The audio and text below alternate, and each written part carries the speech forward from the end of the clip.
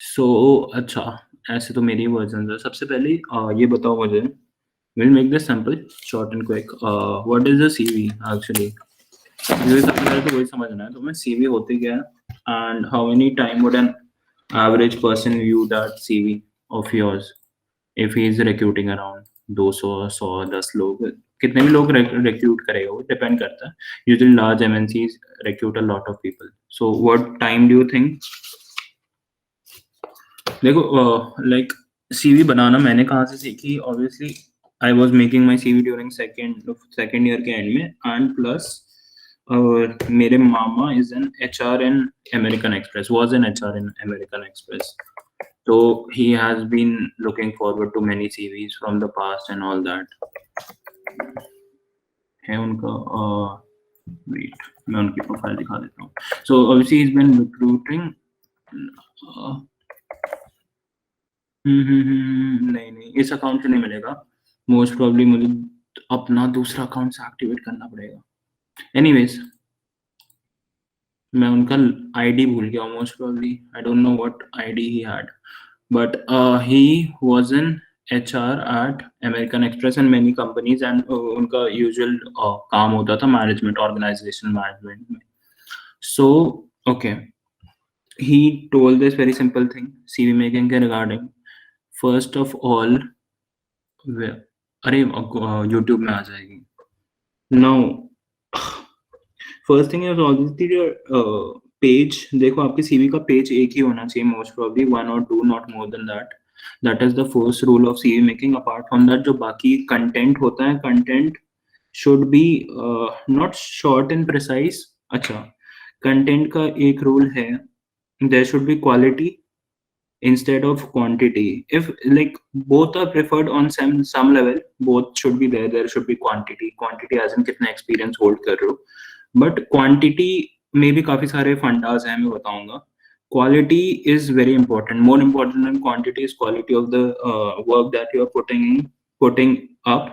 because उन्होंने जो मुझे सैम्पल सीवी भेजी था, जो उनके ऑर्गेनाइजेशन में बेस्ट मानी जाती है, फिर उनको जो अमेरिका में वो बहुत ज्यादा हाई पैकेज देते हैं, उनमें यूजुअली 2-3 एक्सपीरियंसेस है, एंड उसी में एक पेज कवर अप हो जाता है। Now even if you put your CV, make your CV of 2-3 pages, the thing is कि most people will only see the first page and then leave.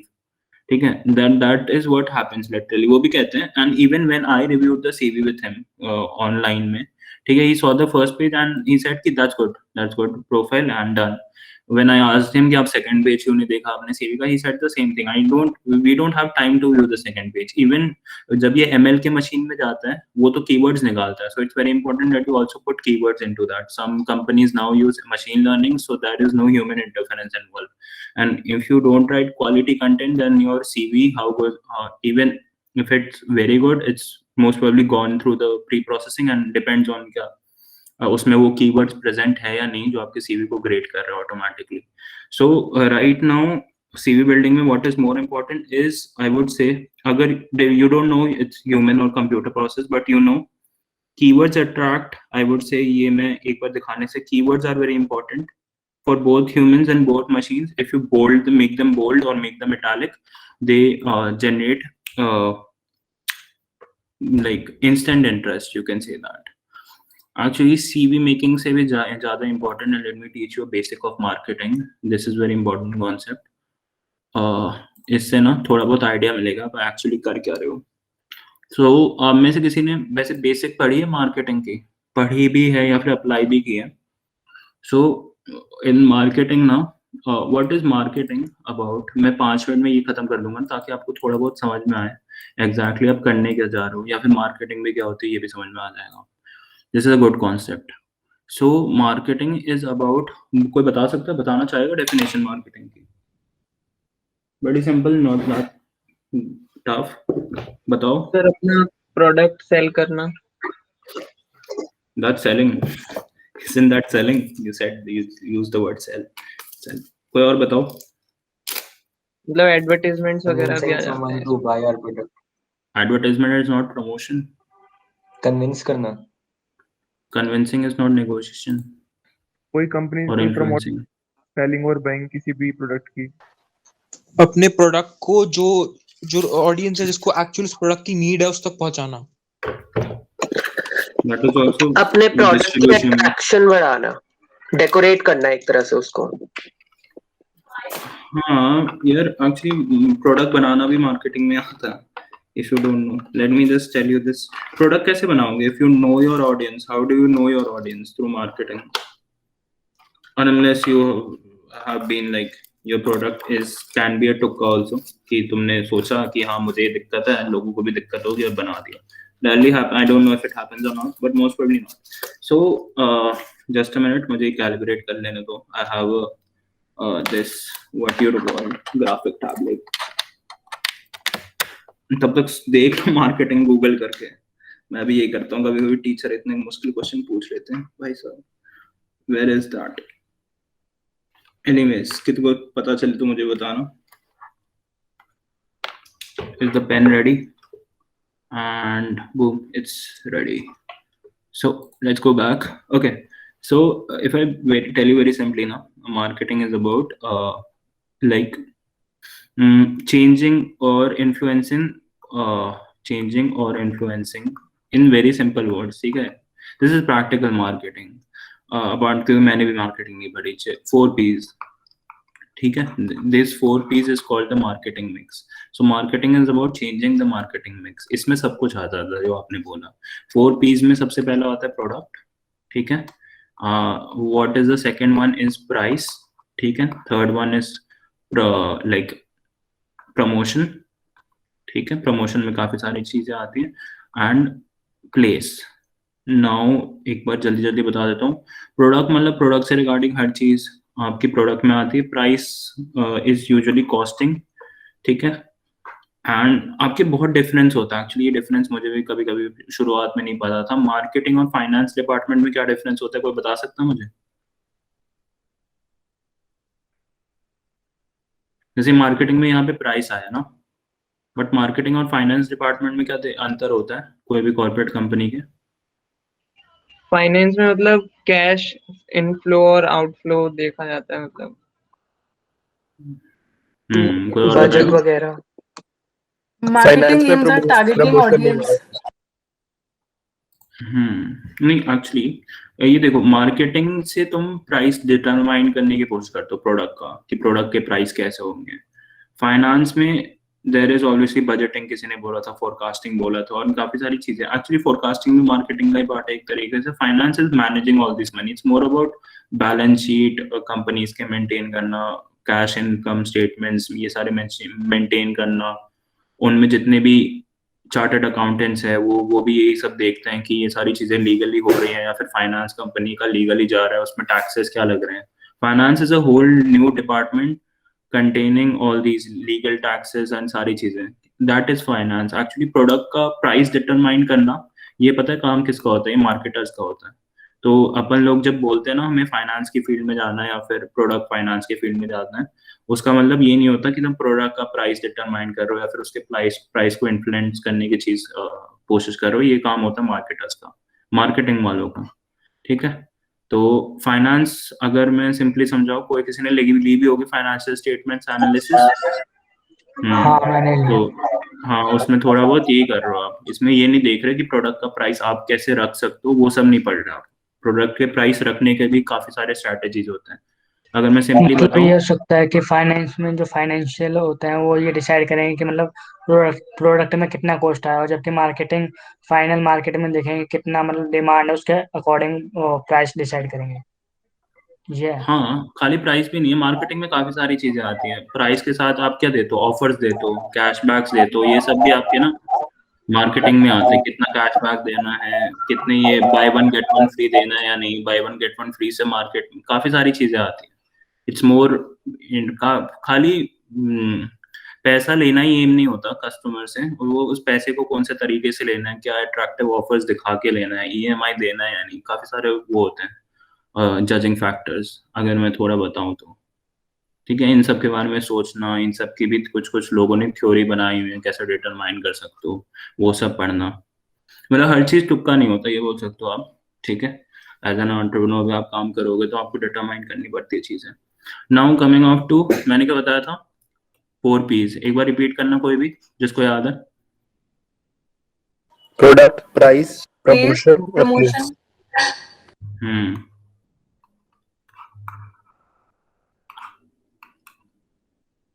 ठीक है। थर्ड वन क्या है? Product, price, press, promotion, 4 हो तो गए। अच्छा यहाँ से भी हो रही प्रमोशन है, ये प्लेस है, और ये प्राइस है, ये प्रोडक्ट है।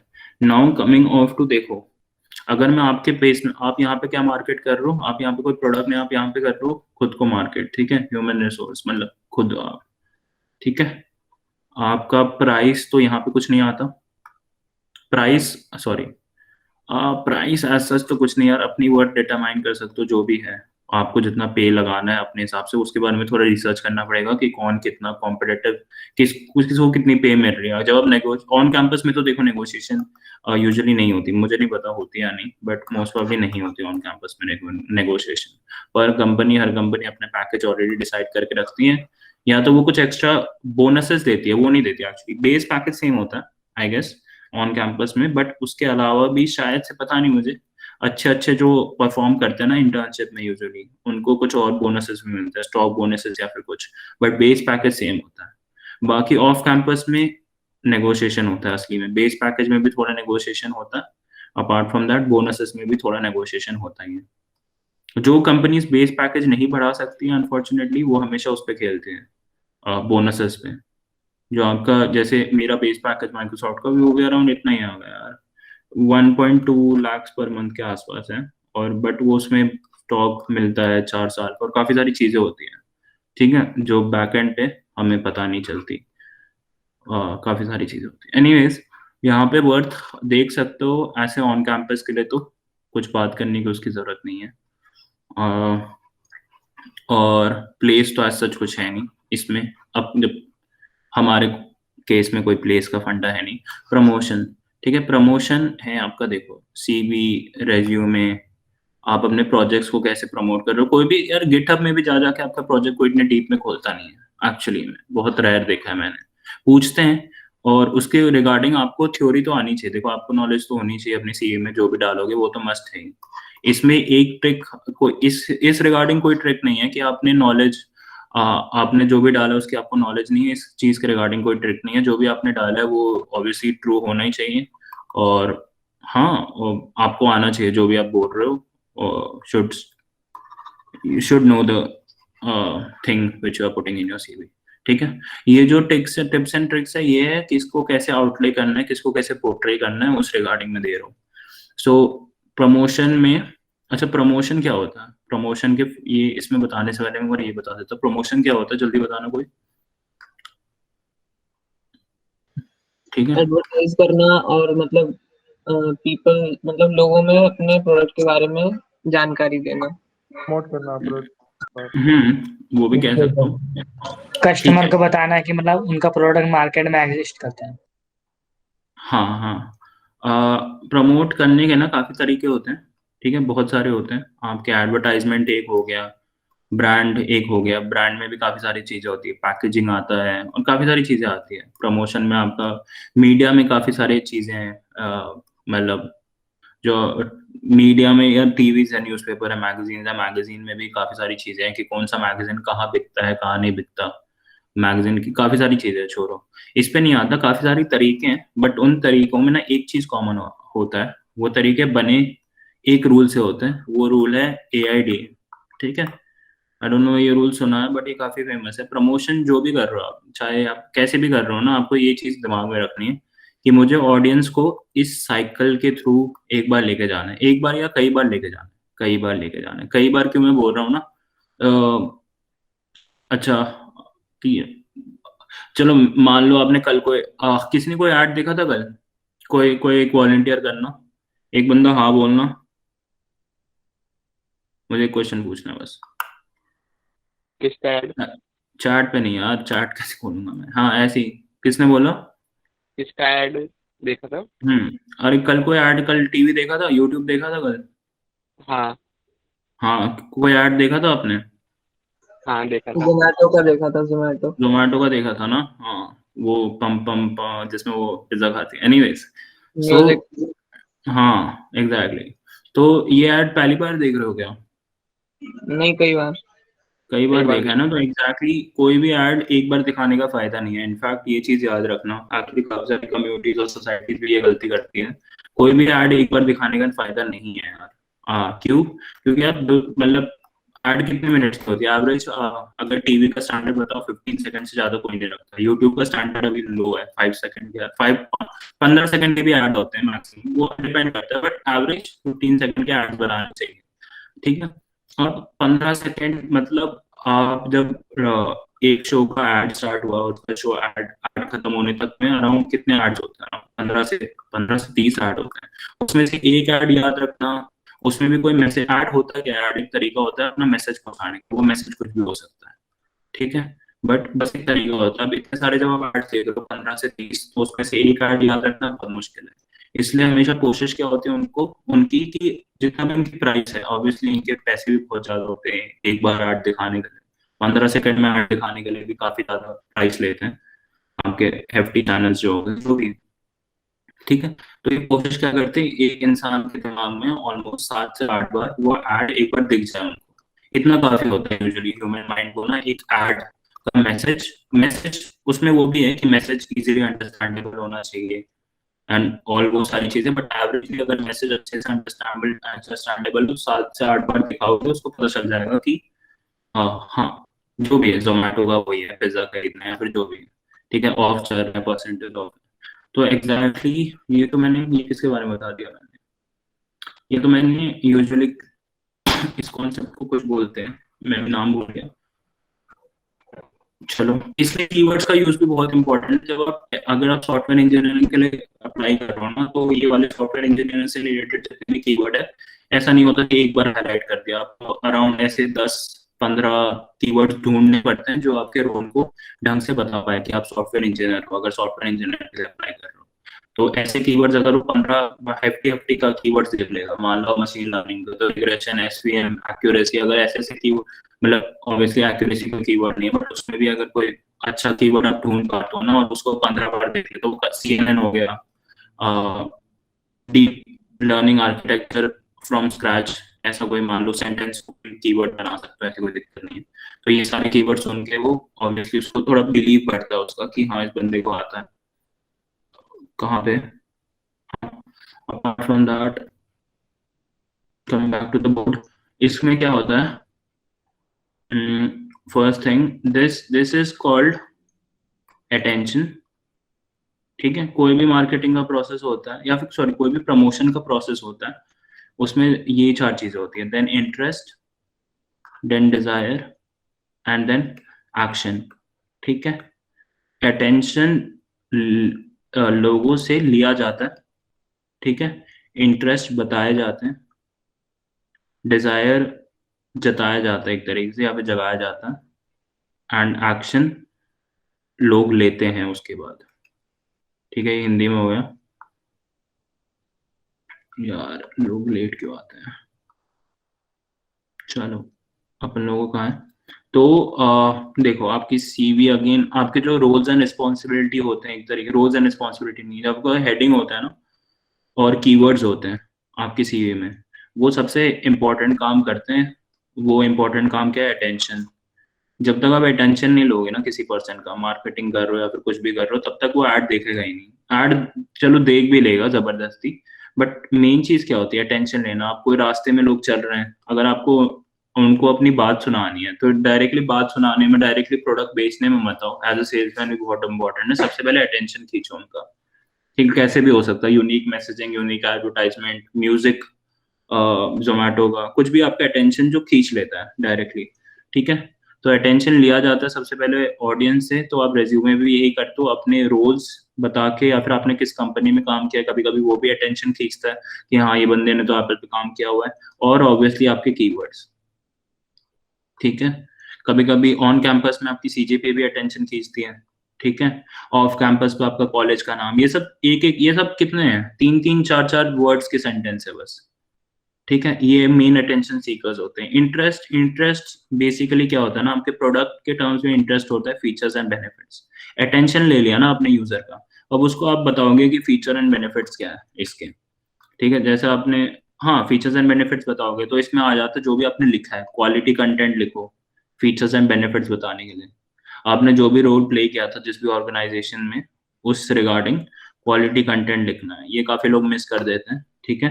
अगर ये ढंग से कर भी दे तो ये काफी इंपॉर्टेंट है। अगर उसको पता ही नहीं चलेगा कि ठीक है, उसको ये पता चल गया कि हाँ ये बंदा मेरे अटेंशन के लायक है, इसको मैं अभी इसका सीवी मुझे देखना है, ठीक है। बेसिकली ये क्या हुआ, उसके पास 100 सीवी है, ऑलमोस्ट वो 100 भी नहीं देखेगा यार शायद, जो भी है। उसने कीवर्ड्स वीवर्ड्स देखे, उसने रोज देखे, ये सारी चीजें देखी एंड उसको पता चला हाँ इस सीवी को मैं पढ़ूंगा।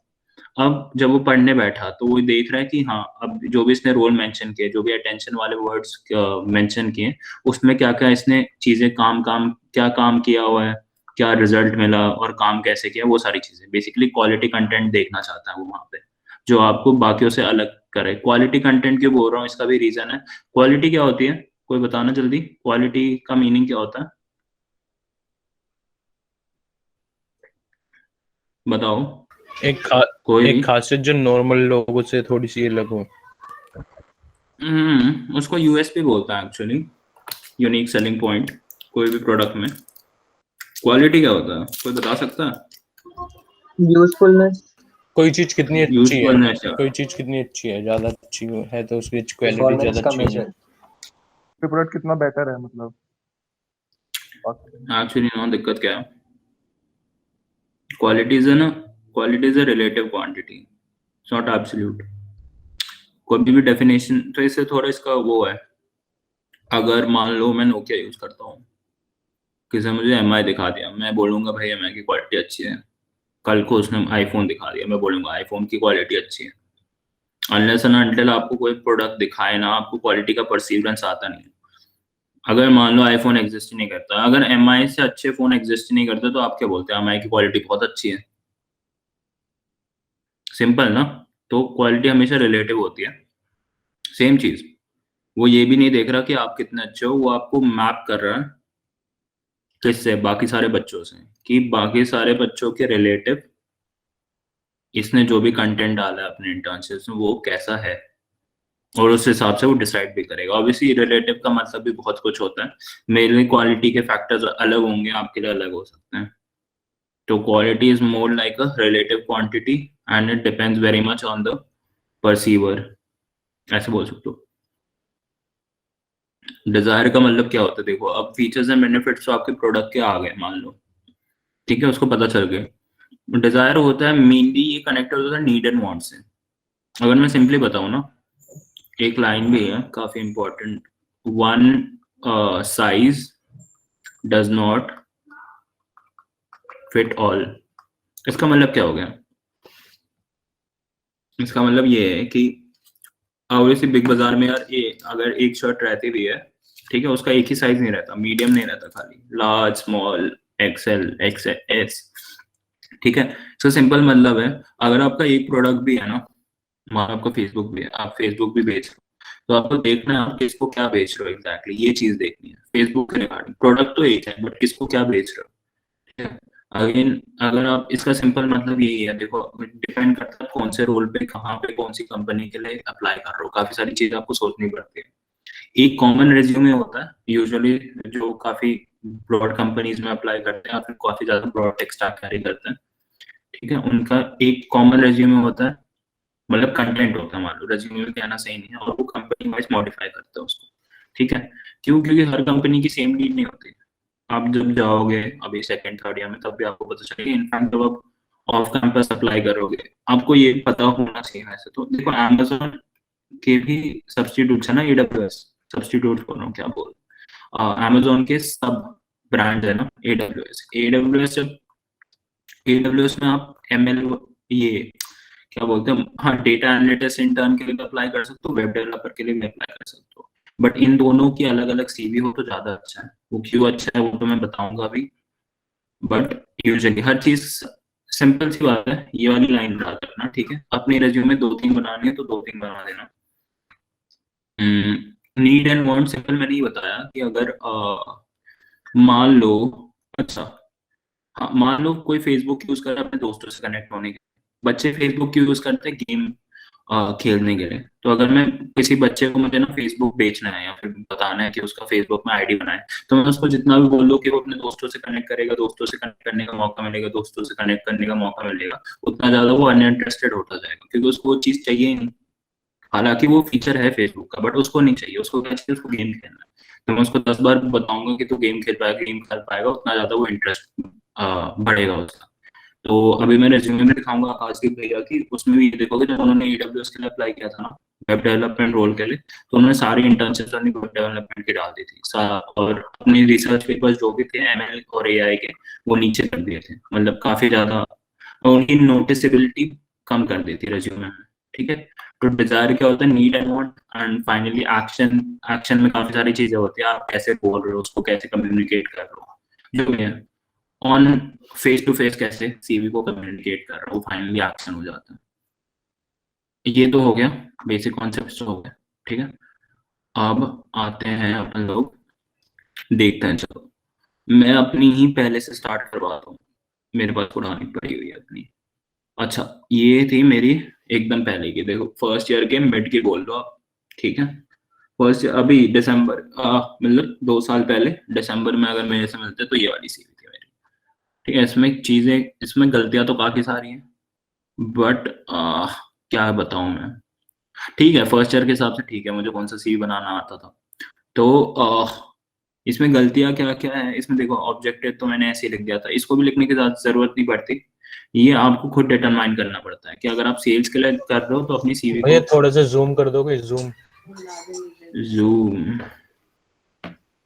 ओके।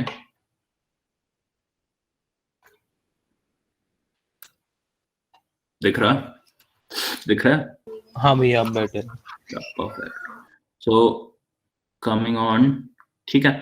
अब देखो, ऑन कैंपस में तो ये जरूरी है। ऑन कैंपस में अगर आप DTU के हो तो आपका सबसे पहला एडुकेशन आता ही है। इनफैक्ट कोई भी कॉलेज में ऑन कैंपस में सबसे पहला एडुकेशन आता है, बट ऑफ कैंपस में एडुकेशन यूजुअली होना चाहिए लास्ट में। ठीक है। जब ऑफ कैंपस के लिए अप्लाई करोगे तो एडुकेशन थोड़े नीचे डालना, या फिर थोड़ा सा नोटिसेबिलिटी कम करना। पहली चीज, मैं ये नहीं चाहता कि वो मुझे CGPA के ऊपर जज कर ले। जिसकी CGPA अच्छी है वो भी नीचे रख सकता है, जिसकी अच्छी नहीं है वो तो नीचे ही रखे। मतलब ऑन कैंपस में ऑब्वियसली आपको ऊपर रखना पड़ेगा, वो अलग बात है। नाउ कमिंग ऑफ टू, यार कौन, ओके। एक्सपीरियंस में मैंने तब भी थोड़ा ठीक लिखा है। ठीक है, एक्सपीरियंस में थोड़ा ठीक लिखा है मैंने। जब मैं नेटवर्क मार्केटिंग कर रहा था उसमें मैंने चीजें लिखी हुई है कुछ कुछ। इसको मैंने और थोड़ा एक्सपैंड किया, क्योंकि ये इसमें इसमें क्वालिटी कंटेंट नहीं डाला, इसमें खाली मैंने रोल डाल दिया। इसमें क्वालिटी कंटेंट इंपॉर्टेंट है। इसमें मैंने जो भी लिखा है ना, उसमें ये ठीक है।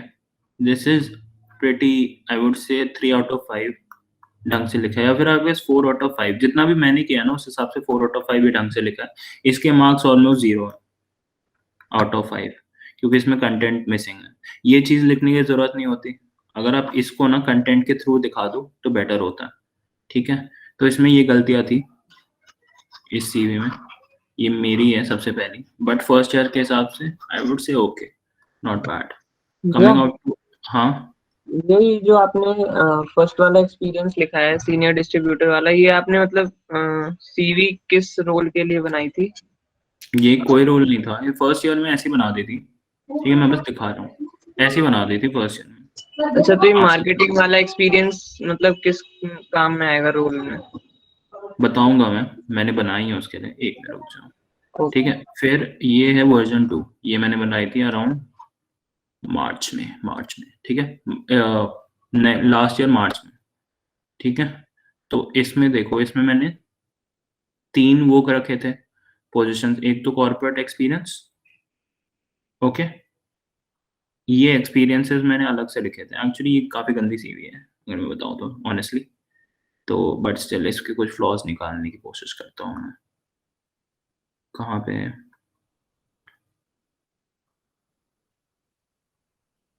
हाँ, नाउ कमिंग ऑफ टू, देखो इसमें ये तो सेम चीज लिखी है, ये चीज तो गलत है ही, मैंने बता दी थी आपको। ये भी गलत है, इसको ढंग से रिप्रेजेंट कर सकते हो। ये एक्चुअली हमारे वो थी क्या बोलते हैं, स्टार्टअप था, तो इसको और ढंग से लिख सकते हो। अगर आप स्टार्टअप कर रहे हो ना, तो उनको कोई प्रॉब्लम नहीं होती, बट आपको ढंग से लिखना है। आपको ये नहीं बताना कि आप बहुत ज्यादा एक्टिव हो, आपको ये चीज नहीं दिखानी, आपको सिंपली ये दिखाना होता है कि आप चला रहे हो और सीख रहे हो बस। ठीक है, अगर उनको ये भी नहीं लगना चाहिए कि आप बहुत ज्यादा सीरियस हो अपने स्टार्टअप को लेके। ठीक है, ये चीज नहीं पता लगनी चाहिए।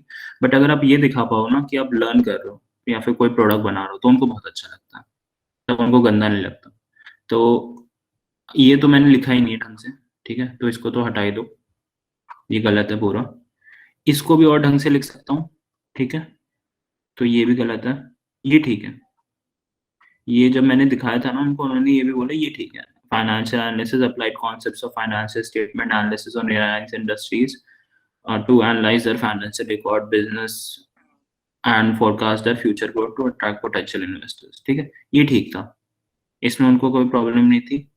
इसमें भी और चीजें लिख सकता हूँ, ये गलत है। ठीक है, मैं बस बता रहा हूँ क्या गलत है क्या सही है। इसको थोड़ा जूम कर देता हूँ, फिर मैं मेकिंग पे आऊंगा। डिजिटल मार्केटिंग, ये भी ठीक है, ये थोड़ा सा ठीक है। ठीक है, इसमें गलत गलत क्या मैं बताता हूँ। देखो ये तो ठीक है, establish reach of our company across 3000 plus LinkedIn professional, this is good. ये आपका एक तरीके से रिजल्ट बता रहा है इंटर्नशिप का। क्रिएटेड, यहाँ पे उनको दिक्कत लगी थी, पता है दिक्कत क्यों लगी थी? देखो कोई चीज नहीं होती, सबसे पहले ये वाले फैक्ट्स मत डालो। Hundreds of beautifully design post covers and posters, beautifully design, there is no such thing as beautifully designed. ठीक है, सबसे पहले ये सारी चीजें समझने की कोशिश करो, क्योंकि मैं काफी सारे वर्ड्स देखता हूँ ना जिनका कोई मतलब नहीं भैया होता। हाँ हाँ बताओ। भैया मेरे को भी कहीं जाना है तो आप इस वीडियो को दे दोगे, यूट्यूब पे डाल दोगे आप? हाँ हाँ, यूट्यूब पे आएगी यार, उसकी चिंता मत करो। तो नाउ, ठीक है भैया, थैंक यू भैया। तो अगेन ब्यूटीफुल डिजाइन का कुछ वो नहीं होता कॉन्सेप्ट। तो कोई भी ऐसा वर्ड मत डालना जिसका कोई हार्ड मीनिंग ना हो। हार्ड वर्किंग भी डालने की जरूरत नहीं है, टीम वर्कर भी डालने की जरूरत नहीं है, ये सारी चीजें डालने की एक्चुअली में जरूरत नहीं पड़ती, क्योंकि अगर कोई रिजल्ट है इसके रिगार्डिंग, इसके अलावा इसको हटा के मैंने क्या लिखा था वो ज्यादा अच्छा लाइन है, मैं दिखाऊंगा। ये ठीक है, ये एक तरीके से ये बता रहा है कि आपने काम क्यों किया। ठीक है, digitally market the page for gaining extensive reach, और ये भी बता रहा है आपने किया क्या डिजिटल मार्केटिंग की थोड़ी बहुत। ये वाली लाइन गलत है बिल्कुल। ठीक है, इसको थोड़ा और इम्प्रूव कर सकते हैं, काफी इम्प्रूव। आई गेस ये प्रोजेक्ट्स के लिए 1/5 है, ये भी 1/5 है, ये 0 है, ये थोड़ी अच्छी है। ये जो काम मैंने किया उसको ढंग से बता रही है, तो इसका ऑलमोस्ट 4/5 मान लो ग्रेडिंग। ठीक है, तो अभी भी आपको ऐसी सीवी नहीं बनानी, इस स्पेशलाइजेशंस की जरूरत नहीं है दिखाने की। स्पेशलाइजेशंस हमेशा एक्सपीरियंस से दिखाने की जरूरत कोशिश करो। इसको थोड़ा छोटा करके लिख सकता हूँ, इतनी इम्पोर्टेंस नहीं है।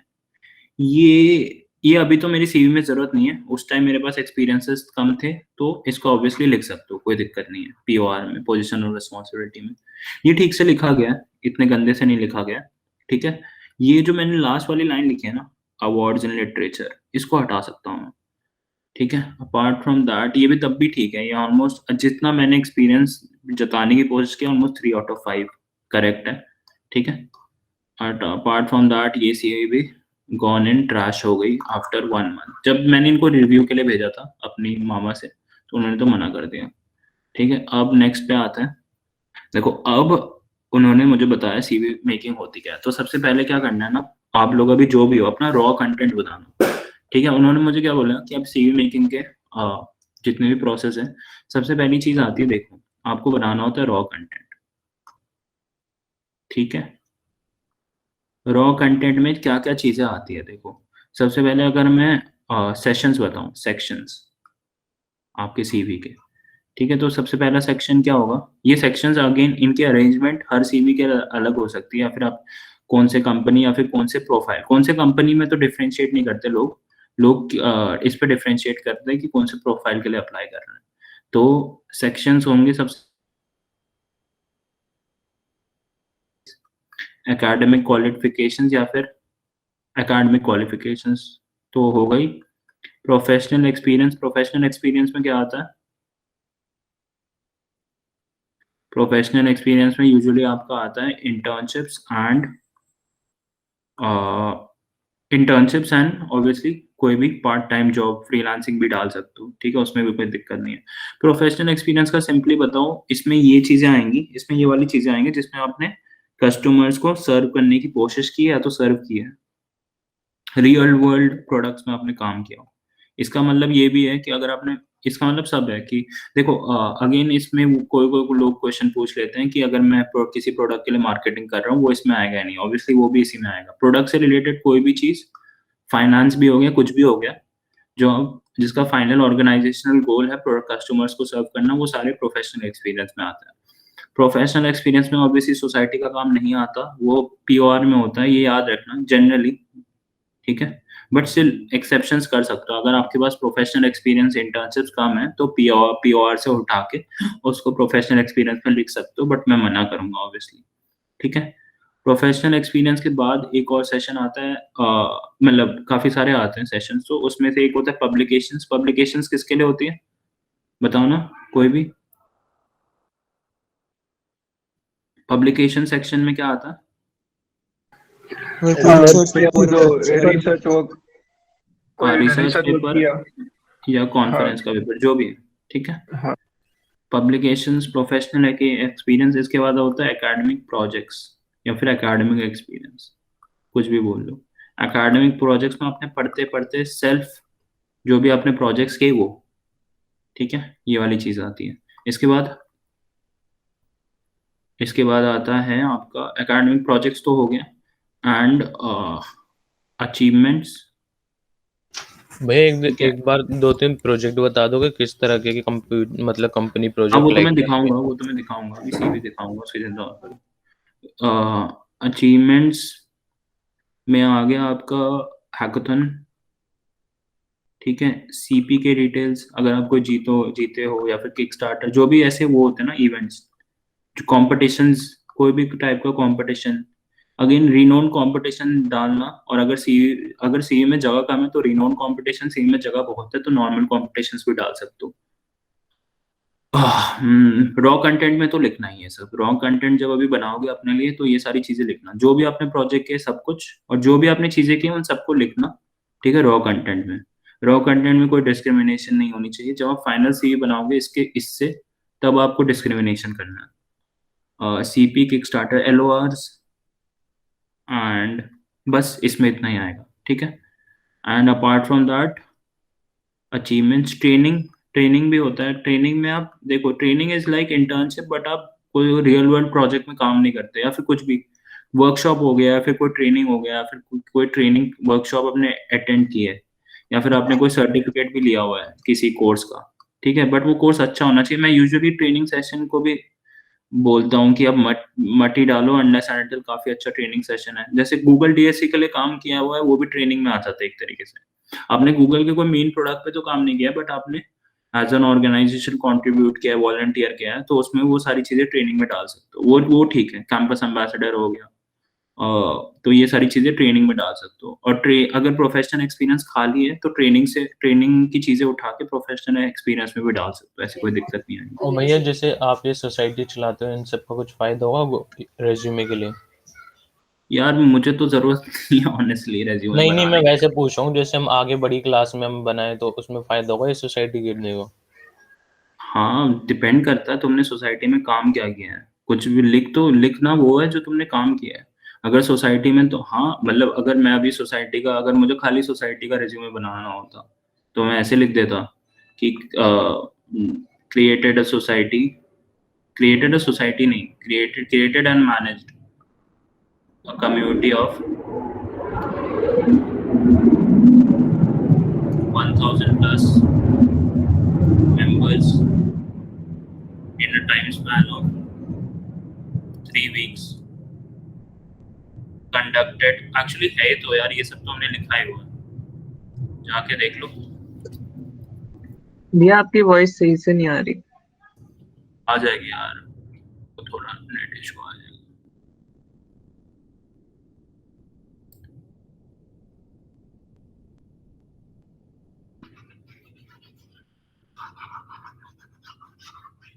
बट एनीवेज जो मैं बता रहा हूँ अभी इम्पोर्टेंट है, रुक जाओ यार, उस पर फोकस करो, ये तो बाद में पूछ लो ना। लोडिंग टाइम इतना स्लो क्यों आता है इसका? भैया जो स्टूडेंट पार्टनर वाली इंटर्नशिप्स होती हैं वो किस में आती हैं, एक्सपीरियंस में आती हैं या फिर यार ये अगर एक्सपीरियंस में कुछ डालने को नहीं है तो उसको वहां पे डाल दो, एक्सपीरियंस में रखो, नहीं तो ट्रेनिंग में रखो, ठीक है? अगर हाँ, डिपेंड करता है आपके सीवी में जगह। सबसे पहले रॉ कंटेंट डालो, उसमें डिस्ट्रीब्यूशन नहीं, रॉ कंटेंट के लिए मैंने जो बोला है फॉर्मेट वो वही रहना चाहिए। एंड फाइनली उसके बाद क्या आएगा, फाइनली आपके ट्रेनिंग के बाद बाकी सारी चीजें आ जाती हैं, हॉबीज। भैया जैसे आपके ट्वेल्थ में 95 थी, किसी की ज्यादा अच्छी नहीं है तो उसे मतलब जरूरी है गिरना 12th की? हाँ यार इसमें सब लिखना है, मैं बता रहा हूँ ना, इसमें सब लिखना है, कोई डिस्क्रिमिनेशन नहीं करना। परसेंटेज से अभी फर्क नहीं पड़ेगा ना ज्यादा कम? अभी दिमाग में टेंथ का भी डालना भैया? हाँ, अभी डिस्क्रिमिनेशन नहीं करना। देखो अभी कुछ नहीं, अभी जो दिमाग में आ रहा है वो डालना है। सबसे इम्पोर्टेंट चीज ये मिस कर देते हैं लोग, जो दिमाग में आ रहा है, जो किया है लाइफ में वो डाल दो। ये मत सोचो गंदा अच्छा है, अभी डिस्क्रिमिनेशन नहीं होनी चाहिए अभी। ठीक है, उसके बाद हॉबीज डाल सकते हो, अगर ऐसे हॉबीज की भी जगह नहीं होनी चाहिए, बस उतनी चीजें रखो जितनी मैंने बताई है, उसके अलावा बाकी ऐड कर देना। ट्रेनिंग में अगर कोई सर्टिफिकेट या कोर्स भी लिया हो वो भी ट्रेनिंग में आ जाएगा, ठीक है?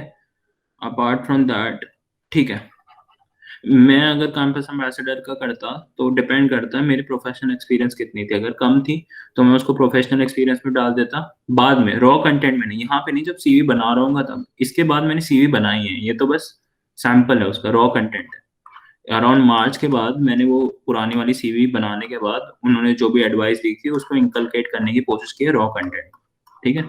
अब इसमें क्या लिखना होता है, कोई भी एक्सपीरियंस में एग्जैक्टली क्या लिखना पड़ता है आपको रॉ कंटेंट में, कि आपने सबसे पहले क्या काम किया, क्या किया, व्हाट डिड यू डू। आपको क्वेश्चंस के आंसर करने पड़ते हैं, व्हाट, हाउ, कैसे किया, एंड व्हाट, हाउ, व्हाई लिख सकते हो, why did you do it, ये भी लिख सकते हो। एंड व्हाट में एक और चीज आती है, उसके रिजल्ट क्या थे, ये मतलब व्हाट रिजल्ट्स आ गया। ये हो गया what work did you do, how did you do that work, why did you do that work, and what results did you get, ठीक है? एंड अपार्ट फ्रॉम दैट, ठीक है, इतना काफी है। बेसिकली आपको क्या क्या 4 क्वेश्चंस आंसर, बेसिकली 3 क्वेश्चंस का आंसर देखना है आपको, व्हाट, व्हाई एंड हाउ। अब ये व्हाट, व्हाई एंड हाउ अलग अलग डोमेन में हो सकते हैं, but usually what, why and how, ठीक है? अब मैं सिंपली बताता हूँ मैंने कैसे क्रिएट किया है ये रॉ कंटेंट। देखो सबसे पहले तो मैंने अपने दिमाग में रखी कि हाँ मैंने इंटर्न्स थे हमारे कंपनी में तो डेवलप, अच्छा अब यहाँ पे देखो मैंने रादर देन एंटरप्रेन्योर या फिर कुछ लिखने के क्या लिखा, early experience of business development. ये क्यों लिखा हुआ है मैंने, रादर देन मैंने को फाउंडर या फिर कुछ भी लिखने के, मैंने ये लिखा हुआ है ताकि सबसे पहले तो उनको ये पता चल जाए कि मैं बस थोड़ा फन के लिए कर रहा हूँ, बहुत ज़्यादा सीरियस नहीं हूँ। बहुत सारा सीरियस इंटरव्यू के टाइम कॉम्प्लिकेशंस ला सकता है, फिर वो आपसे टफ क्वेश्चन पूछने लगेंगे, थोड़ा साइकोलॉजिकल हो जाएगा इंटरव्यू, ठीक है? वो मैं नहीं चाहता, तो मैंने क्या लिखा, अर्ली एक्सपीरियंस। अगर वो पूछेंगे कि आप इनमें इसमें मैंने बेसिकली ये बताया नहीं कि मेरा स्टार्टअप है, ठीक है? सिंपल सी बात है, ठीक है? अब नेक्स्ट चीज क्या है, develop the led a team of 60+ interns.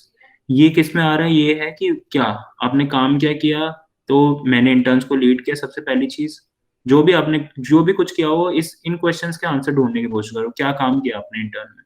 Developed and successfully led our mentorship programme which witness around 1000 college students, ये काम किया मैंने। अब कैसे किया, ये भी आता है, use Adobe Illustrator and Adobe XD software है to create designs to improve audience engagement at our social media handles. यहाँ पे क्या आ गया, आपने जो मैंने काम किया, कुछ काम किया था मैंने, आगे अभी आएगा उसको, उसमें मैंने काम कैसे किया, ये कॉन्सेप्ट है, use Adobe Illustrator and XD. अब इसको पता चलना कि हाँ इसको थोड़ी बहुत टूल्स यूज करना आता है, डिजाइनिंग आती है, टू क्रिएट डिजाइन्स, ठीक है? ये क्या किया और किस लिए किया, to improve audience engagement at our social media handles, use concepts of digital marketing and SEO. ये क्या हो गया, हाउ, कैसे किया मैंने, कॉन्सेप्ट लगाया डिजिटल मार्केटिंग एंड एसईओ के, उसके रिजल्ट क्या है, रिजल्ट यहाँ पे रिजल्ट लिखा हुआ है, gain reach amongst 15K+ LinkedIn professional इन 2 वीक्स, मतलब 15K+ की रीच इन 2 हफ्ते, ठीक है? ये क्या हो गया, व्हाट रिजल्ट्स हो गए एक तरीके से।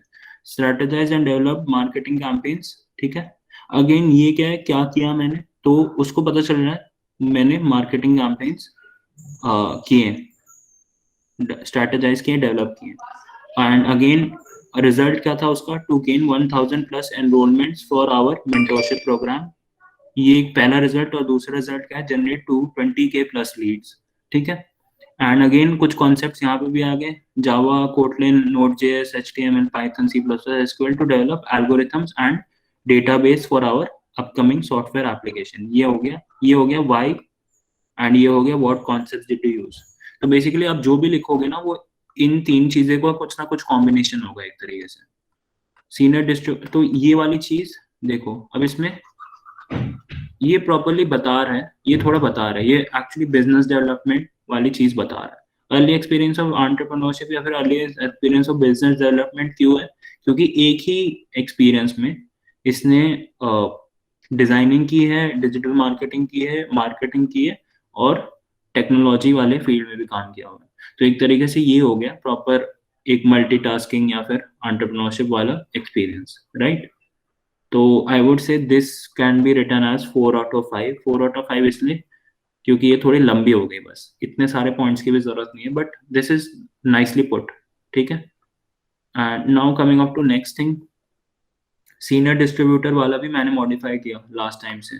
इसमें क्या लिखा है, gained early experience of sales cycle and generated a revenue. इसमें ये क्या आ गया, ये रिजल्ट हो गया।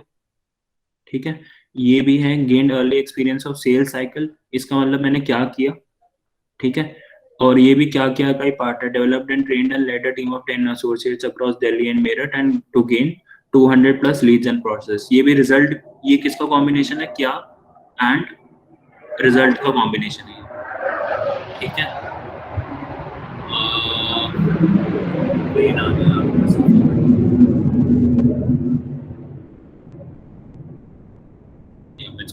सो ये वाली चीज बताओ मुझे, ये किसका कॉम्बिनेशन है।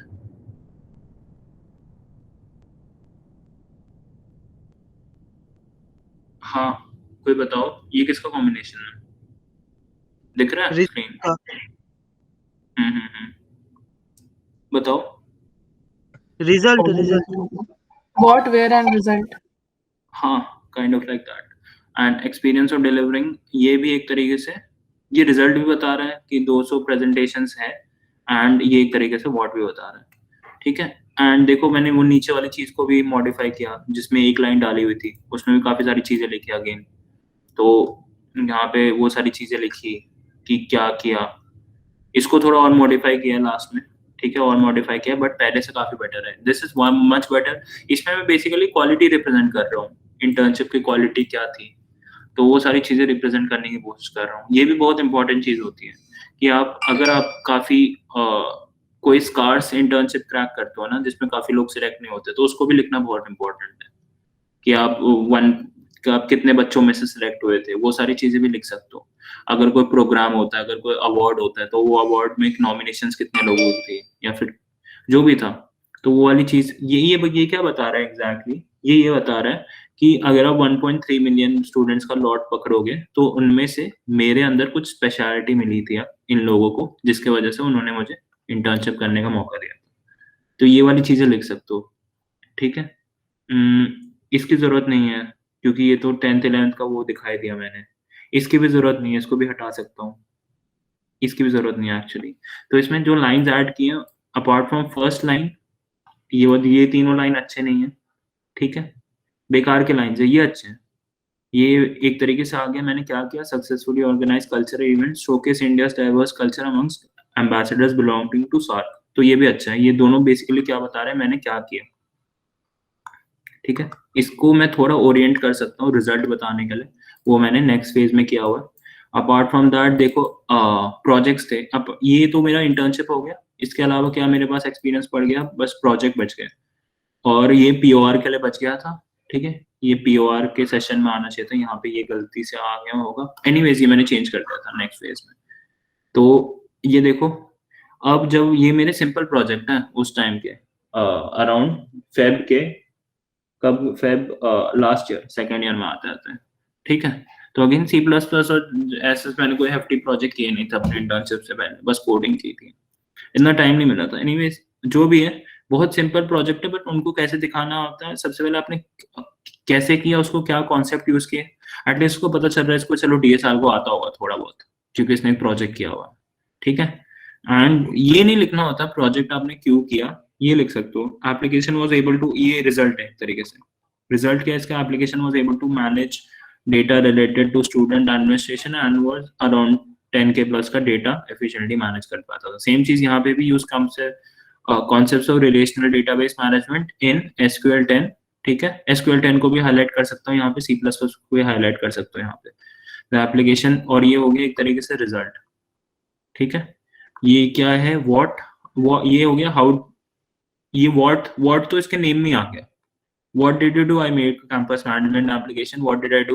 I made a placement cell database system. ठीक है, what तो आ गया, how दूसरी लाइन how बता रही है, use concepts of DSL को, use concepts of RDMS, RDBMS, और ये आ गया रिजल्ट, और ये भी आ गया रिजल्ट, ठीक है। एंड को करिकुलर हेड, अगेन पोजीशन और रिस्पॉन्सिबिलिटी में भी सेम चीज करनी है।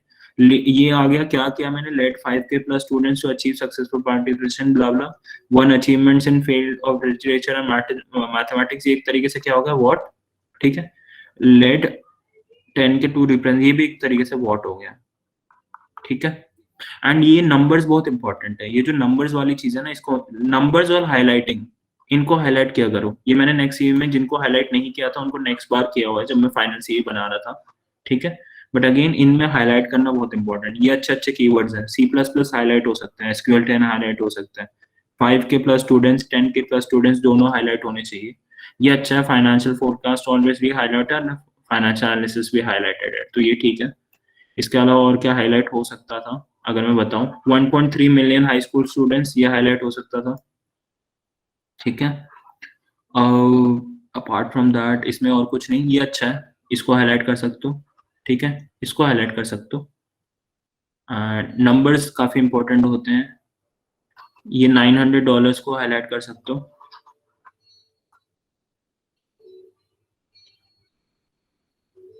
ठीक है।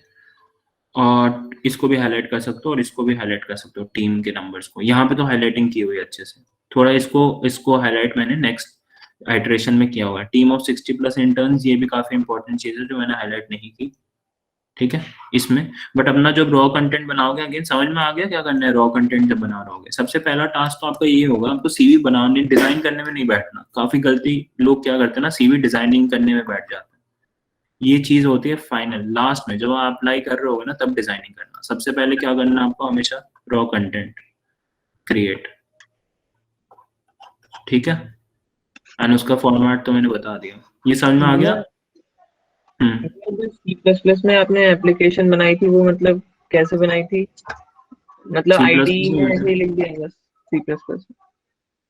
अरे वो गिटहब लिंक रेज्यूमे में देना, ये तो रॉ कंटेंट है, इसमें डाल सकते हो। मैंने उस टाइम गिटहब में अपलोड नहीं की थी एक्चुअली, तो वो तो बाद में लिंक डाल देना, उसमें कोई दिक्कत नहीं है। रॉ कंटेंट वो कंटेंट का तो पार्ट नहीं है ना, लिंक कंटेंट का पार्ट है नहीं ऑब्वियसली, इसमें आपको कंटेंट लिखना है, ये दिमाग में रखो, बाकी लिंक में डाल देना। C++ यूज करके जो एप्लीकेशन आपने बनाई थी वो डेस्कटॉप एप्लीकेशन थी या कैसे, मतलब सिंपल प्रोग्राम था?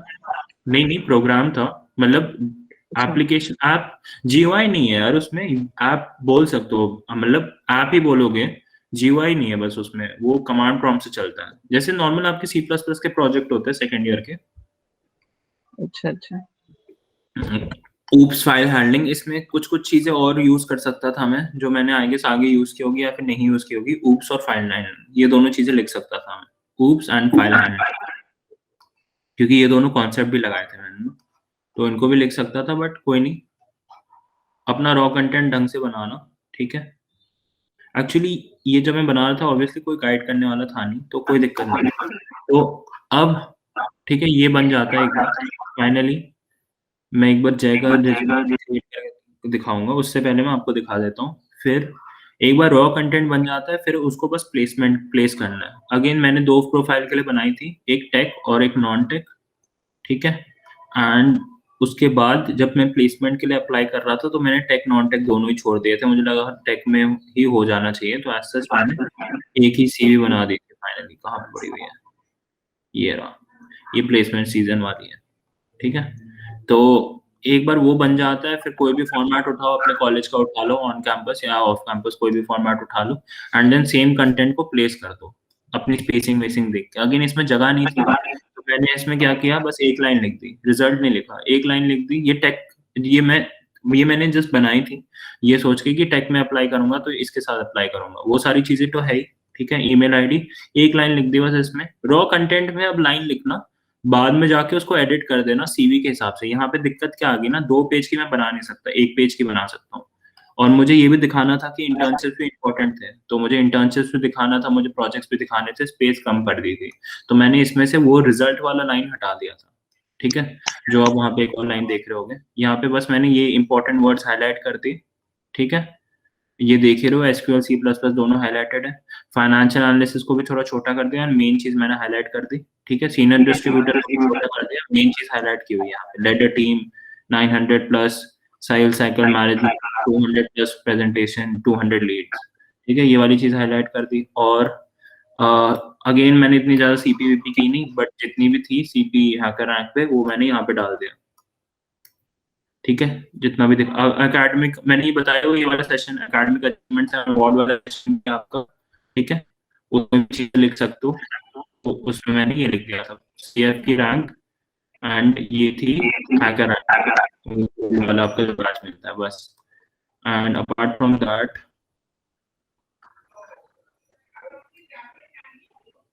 हाँ, ये वाली चीज भी ऑप्टिमाइज करके मैंने ऑप्टिमाइज बेसिकली कंटेंट कम किया मैंने। बट कम करने से पहले आपको ये पता रहना चाहिए कि मैक्सिमम कंटेंट कितना ज्यादा हो सकता है। अब गलती क्या करते हैं लोग कंटेंट कम ज्यादा करने की कोशिश करते हैं, बट उनको पता ही नहीं चलता कि मैक्सिमम कंटेंट कितना पुट कर सकता है। अगर आपको ये पता है कि 100% कि मैं कितनी अच्छी लगती है, तो आप उसको बता सकते हो कि 100% में से अगर मुझे 25% ऑप्टिमाइज करना है तो 100% का कितना परसेंटेज यहाँ पे होना चाहिए, या फिर उसको 30% पे लाना है तो कितना परसेंटेज कंटेंट और कौन सा कंटेंट मुझे डालना है। तो मेन चीज सबसे क्या होता है सीवी मेकिंग में, मैं बोलूँगा रॉ कंटेंट बनाना, ठीक है। उसके बाद उसकी डिजाइनिंग भी इम्पोर्टेंट है, बट उसके प्रोटोकॉल्स आपके कॉलेज भी देता है, ठीक है। जैसे ये कॉलेज का है, एक पेज में बनाना है, वो सारी चीजें कॉलेज का है, हमारे कॉलेज का एक्चुअली। बाकी 2 पेज का भी बना सकता हूँ एक्चुअली, 1 पेज से ज्यादा अवॉइडेड है, 2 पेज से ज्यादा होना नहीं चाहिए अपने कॉलेज का जो रूल है, ठीक है। बट मैंने सोचा 1 ही पेज में बना देते हैं। एक्चुअली मैंने 2 पेज का भी बना दिया फाइनली, बट 1 पेज में मैंने इतना ज्यादा ऑप्टिमाइज कर दिया था कि 1 पेज में आ जाए सारी चीजें। यहाँ पे पोजीशन और रिस्पॉन्सिबिलिटी लिख दी, टीम का लिख दिया मैंने, एंड यहाँ पे कुछ एक्स्ट्रा करिकुलर अचीवमेंट्स लिख दिए, ठीक है। ब्लॉगिंग का हो गया, बास्केटबॉल का हो गया, एंड यूआई ग्राफिक डिजाइनिंग का हो गया, एंड बस। नॉन टेक के लिए मैंने क्या किया, अच्छा यहाँ पे प्रोजेक्ट्स ऊपर क्यों है, क्योंकि मेरे पास टेक में इंटर्नशिप नहीं थी। अगर मेरे पास टेक पे इंटर्नशिप होती तो मैं इंटर्नशिप को ऊपर लिखता। तो जब आप किसी कंपनी के लिए अप्लाई कर रहे हो तो अपने एक्सपीरियंस को रैंक भी किया करो, रैंक, ठीक है। उस टाइम अगर कोई टेक वाला बंदा देखता तो मैं, अगर वो डायरेक्टली मेरा इंटर्नशिप देखता तो वो बोलता नहीं इसको तो थोड़ा बहुत टेक आता है, बाकी ये तो नॉन टेक है, ये नॉन टेक में ज्यादा फिट आएगा, वो ऐसा सोचता, ठीक है। बट अगर उसको सबसे पहले प्रोजेक्ट दिखाओ तो उसको बोलता हाँ इसको टेक आता है, बट तब भी ये नॉन टेक में भी काम कर सकता है, या फिर इसने नॉन टेक में भी काम किया हुआ है, बट फिर वो वैलिडेट करने की कोशिश करता है कि हाँ इसकी सीजीपीए 90% है, यानी आईटी में है, इसने प्रोजेक्ट भी किए हुए हैं ढंग के, मतलब ढंग के नहीं नॉर्मल प्रोजेक्ट किए हुए हैं, ठीक है। इसने ये वाली चीज की हुई है सारे को, बाकी कोडिंग कॉन्टेस्ट तो हमारा पास किया हुआ है, तो ये नॉन टेक में भी अच्छा है, टेक में भी अच्छा है। तो परसेप्शन चेंज होता है लोगों का, ठीक है। अगर मैं इंटर्नशिप भी पहले लग देता तो काफी गंदा परसेप्शन बन जाता उनके सामने, तो इसलिए मैंने इंटर्नशिप पहले नहीं रखी, क्योंकि इंटर्नशिप मेरी सारी थी नॉन टेक की, नॉन कोडिंग थी टू बी मोर प्रिसाइज, ठीक है। एंड फिर सिमिलरली नॉन टेक वाली दिखा देता हूँ मैं आपको। नॉन टेक वाले में कुछ नहीं है, एक ही चीज डिफरेंस है क्या, इंटर्नशिप मैंने ऊपर रख दी है। दूसरी चीज एकेडमिक प्रोजेक्ट्स में मैंने नॉन टेक वाले एकेडमिक प्रोजेक्ट्स ऊपर रख दिए हैं, यहाँ पे टेक वाले एकेडमिक प्रोजेक्ट्स ऊपर थे, राइट। यहाँ पे टेक वाला एकेडमिक प्रोजेक्ट्स ऊपर थे, नॉन टेक वाले नीचे थे, ये नॉन टेक वाला। और यहाँ पे जब मैंने नॉन टेक के लिए बनाई थी एनालिस्ट या फिर कोई भी चीज के लिए बनाई थी, तो उसके लिए मैंने क्या किया था, प्रोडक्ट मैनेजर एनालिस्ट, इसके लिए अप्लाई कर रहे हो तो ये वाली चीजें ऊपर आ जाएंगी, नॉन टेक वाली। इनफैक्ट ये भी नॉन टेक है, ठीक है, टेक वाली नीचे। भैया अपना यूट्यूब चैनल बता दो ना। मैं जान है। हाँ स्किल जरा है, देख लेने एक बार, यूट्यूब पे जो मिल जाएगा। जो माइक्रोसॉफ्ट की आपकी इंटर्नशिप लगी थी वो मतलब यही वाली? नहीं नहीं, ये फाइनल वाली मैं दिखा रहा हूँ अभी, उस पे आ रहा हूँ एंड देन फाइनली हम किसी का रिक्रिएट करके देख लेंगे। वो ये वाली है, ठीक है, एंड यही है ना ऑफिशियल आईडी भी तो है T2 की, यही है, ठीक है। तो इसमें मुझे लगा कि ऐसा कोई जरूरत नहीं है, ठीक है, मैं प्रॉपर दिखा सकता हूँ। तो ये तो अच्छी है उस हिसाब से, इसमें तो काफी कुछ है। तो अगेन यहाँ पे लिखा हुआ है टेक का भी है, नॉन टेक का भी है। यहाँ पे टेक वाली साइड में भी काफी सारे हैं, product development, product scaling, product में रजिस्ट्रेशन, प्रोजेक्ट का एक्सपेंशन, वो सारी चीजें हैं। तो इसमें तो वापस मैंने रॉ कंटेंट वाली फाइल बनाई थी, ठीक है, वो रॉ कंटेंट वाली फाइल अभी नहीं मिली करंटली। तो मैंने रॉ कंटेंट को एक्सपैंड करते रहो एंड उसमें ये सारी चीजें, ये वो थी आपकी मार्च की, ये आपके अगस्त की। तो मार्च अगस्त में जो भी काम किया मैंने 3 महीनों में, वो एक्स्ट्रा यहाँ पे ऐड हुआ, ठीक है पूरा। एंड देख ही रहे हो यार, ऐड हुआ है यहाँ पे, काफी सारी चीजें चेंज हुई हैं एंड वो सारी चीजें। तो ये थी मेरी फाइनल रेज्यूमे जो मैंने एप्लीकेशन के लिए डाली थी, ठीक है, अगर मैं दिखाऊं। बट वो तो डिपेंड करता है आप कितना काम कर रहे हो। उस टाइम थोड़ा टेक स्टैक भी आ गया तो टेक स्टैक भी डाल सकते हो अपना, टेक्स्ट नहीं, टेक स्टैक भी मेंशन कर सकते हो actually, technical stack. But again इसको मैंने मेंशन इसलिए क्या किया था क्योंकि ये सारी मुझे आती थी, बट मैंने इसमें प्रोजेक्ट नहीं किया था। अगर मैं प्रोजेक्ट करता तो मैं टेक स्टैक को डायरेक्टली नहीं लिखता, प्रोजेक्ट्स में इंक्लूड करके लिख देता। जैसे यहाँ पे मैंने ये नहीं लिखा ना मुझे ग्राफिक डिजाइनिंग ये एक्स्ट्रा करिकुलर में लिखा है क्योंकि हमारे में एक्चुअली वैल्यू देते हैं एक्स्ट्रा करिकुलर को, एक्स्ट्रा करिकुलर और हॉबीज को ना हमारे कॉलेज में पता नहीं वैल्यू देते हैं, या तो किसी भैया ने बताया था हॉबीज वॉबीज भी लिख दिया करो, शायद से उनकी रेज्यूमे एक्चुअली पूरी 1 पेज की मतलब इतनी थी, तो उन्होंने लिखा हुआ था, तो उन्होंने मुझे एडवाइस किया कि तू भी लिख दे। आवाज नहीं आ रही,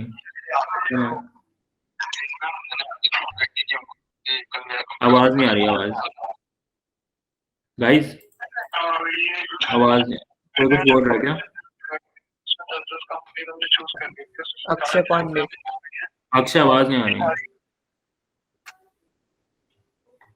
सॉरी सॉरी भैया। अच्छा अच्छा, किसी और को आ रही है? बता दो क्या नहीं आ बताना रही है, आवाज नहीं। हाँ एनीवेज, तो इतना तो हो गया, ठीक है, इतना समझ में आ गया। बेसिकली इसको रॉ कंटेंट को फ्रेम किया गया और कुछ नहीं किया गया, मैंने उनको बस फ्रेम कर दिया वापस, ठीक है। ये मेरी फाइनल सीवी थी। अब मैं आपको मेन चीज में आता हूँ। एक तो ये रिक्रिएट करते हैं एंड फाइनली उनकी सीवी देख लेते हैं जो आकाशदीप भैया ने बनाई थी अमेजोन में अप्लाई करने के लिए ना, AWS में। तो अगेन इसमें भी सेम चीज है, सेम कॉन्सेप्ट यूज किए गए हैं, ठीक है। कॉन्सेप्ट क्या है, सिंपल है। सबसे पहले वेब डेवलपमेंट के कर रहे हो तो यहाँ पे वेब डेवलपमेंट या फिर डेवलपमेंट के ओवरऑल चारों एक्सपीरियंसेस, क्वालिटी एक्सपीरियंसेस लिखना। अगेन क्वांटिटी नहीं डाल, क्वांटिटी भी डालनी है बट क्वालिटी मेन चीज है। तो अगेन इसमें भी आई गेस सारे आंसर लिखे होंगे भैया ने, व्हाट, व्हाई और हाउ, ठीक है। एक बार देख भी लेते हैं। डेवलपमेंट ऑफ द, ये क्या किया इन्होंने लिखा हुआ है, of the optimise light version of the classroom app from scratch, ठीक है। ये वो, हाँ ये भी वही है एक तरीके से, डिजाइन क्या किया उन्होंने, ठीक है। हाउ लिखा हुआ है कहीं पे? नहीं, हाउ नहीं लिखा हुआ है यहाँ पे, ठीक है। एनीवेज रिडक्शन ये लिखा हुआ है, ये व्हाट वाज द रिजल्ट लिखा हुआ है, reduction of the load time by 50% and page size by 70%। तो यहाँ पे एक तरीके से उन्होंने व्हाट और हाउ लिखा हुआ है, ठीक है, काफी हो गया। अब वेस्टर्न डिजिटल वाले जाते हैं, ये उनके ऑन कैंपस की थी इंटर्नशिप, तो इसमें भी लिखा है automation and testing of synchronous 3D scaling of data units and server using GPRS, GRPS and JUnit। ये एक तरीके से हाउ है, उन्होंने यूज क्या किया, और ये क्या है उन्होंने काम क्या किया, what. Improvement of final class testing and the efficiency of logging mechanism of the active scale product, ये भी एक तरीके से हो गया व्हाट। एंड ये रिजल्ट भी बता रहा है, रिजल्ट क्या बता रहे हैं, इम्प्रूव्ड, तो इम्प्रूव्ड रिजल्ट वाला वर्ड है।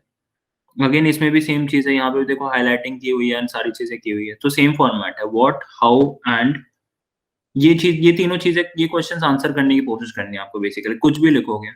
एंड ये वेब डेवलपमेंट की थी, तो सबसे पहले डेवलपमेंट की 4 चीजें आई हैं। ऑनर्स अवार्ड में इनके अच्छे थे, बेकार वाले नहीं लिखने हैं। एक्चुअली भैया ने काफी सारे हैकाथॉन्स में खुद पार्टिसिपेट किया हुआ है जितना मुझे पता है, बट इसमें से खाली अच्छे वाले लिखे हैं। ये वाला लिखा है स्मार्ट इंडिया हैकाथॉन, ये इनर वाला लिखा हुआ है, इन्फोसिस वाला लिखा हुआ है और ये डीसी वाला लिखा हुआ है बस, ठीक है। बाकी इनके हैकाथॉन्स ने हटा दिए हैं। किक स्टार्टर में भी पार्टिसिपेट किया हुआ है, बट अगेन डिपेंड करता है आपके पास कितनी स्पेस है और आपने उन हैकाथॉन्स को क्या क्या रैंक दी हुई है अपने हिसाब से। आपको क्या लगता है, अगर सबको पूछेगा स्मार्ट इंडिया हैकाथॉन तो आप कौन सा इंप्रेशन क्रिएट कर सकते हो उसमें, अगेन उन चीजों पर डिपेंड करता है। प्रोजेक्ट इन्होंने अगेन प्रोजेक्ट भी 3 किए नहीं होंगे मुझे नहीं लगता, बट जितने भी किए उनमें से जो भी अच्छे वाले वो लिखे हुए हैं। यहाँ पे देखो, यहाँ पे 200 प्लस यूजर इस प्रोजेक्ट में, ये उन्होंने ऐप बनाई थी, तो ये काफी अच्छा प्रोजेक्ट है ऑब्वियसली, जितने यूजर है। ये उन्होंने पेटीएम बिल्ड फॉर इंडिया के लिए बनाया था, तो ये वैसा प्रोजेक्ट नहीं है जो आप नॉर्मल कॉलेज में बताते हो, एक तरीके से हैकाथॉन वाला प्रोजेक्ट अच्छा था, तो इसको लिखना भी इम्पोर्टेंट है। जेएस रिएक्ट जेएस लिखा था, अच्छे प्रोजेक्ट्स है बेसिकली सारे।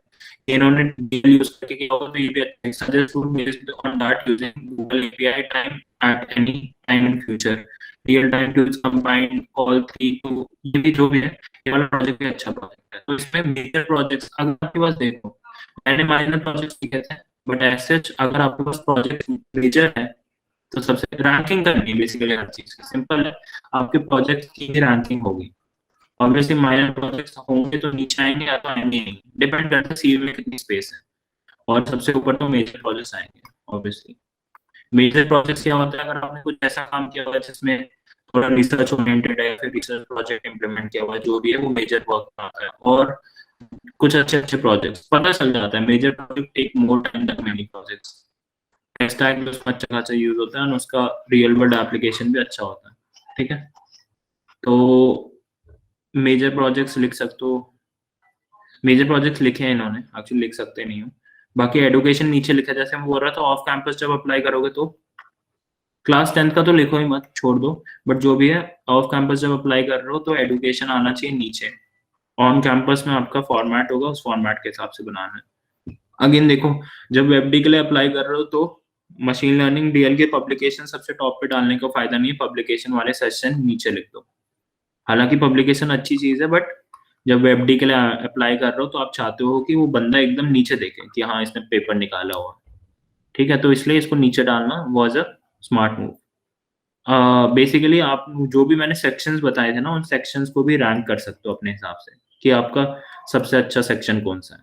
जो मोस्टली सीपी वाले लोग होते हैं जिनकी सीवी होती है, उनमें इतना सारा इंटर्नशिप्स के एक्सपीरियंसेस नहीं होते क्योंकि वो सीपी में इतना टाइम देते हैं, तो वो अपना अचीवमेंट्स को बहुत ज्यादा वैल्यू देते हैं। एक्चुअली उनके अचीवमेंट सबसे ऊपर होते हैं, उसमें वो डाल देते हैं सीपी रैंक कितनी, वो रैंक कितनी, वो रैंक कितनी, अचीवमेंट्स डाल देते हैं। कभी कभी प्रोजेक्ट्स भी करते हैं, तो उनका यूजुअली इंटर्नशिप खाली रहता है, बट प्रोजेक्ट्स एंड अचीवमेंट्स ये उनका फुल रहता है। प्रोजेक्ट्स भी ज्यादा फुल नहीं, अचीवमेंट्स वाला सेशन अच्छे से फुल रहता है सीपी के क्रेडेंशियल्स और इन सब के साथ।